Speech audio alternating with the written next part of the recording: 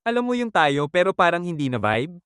Ganun kami ni ex, naging kami habang wasak pa siya dahil sa ex niya. As in, hindi pa siya nakaget over. Wala pa siyang proper closure at di pa masimula ng healing arc niya tapos biglang ako tong sumalo ng lahat. Oo, mahal ko siya. As in mahal na mahal. Pero habang tumatagal, ramdam kong ako yung laging second place. Parang laging may multo ng past niya sa pagitan naming dalawa. Kaya kahapon, ako na yung nag-let go. Not because I stopped loving her. Pero kasi, if we keep doing this, mas lalo lang kaming masasaktan pareho. Kahit alam naming dalawa na mahal pa rin namin ang isa't isa, minsan kasi hindi sapat yung love lang eh. Sabi niya, gusto talaga kita. From the heart, pero yung utak ko, ang gulo talaga. And ako, hindi ko na rin alam kung paano palalaban kung yung kalaban ko, hindi tao, kundi yung doubts niya. Bago kami maghiwalay, nag-I love you pa kami.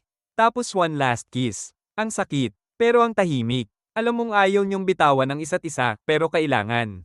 So ayun. Eto na ako ngayon. Medyo lutang, medyo emo, pero buhay pa rin naman.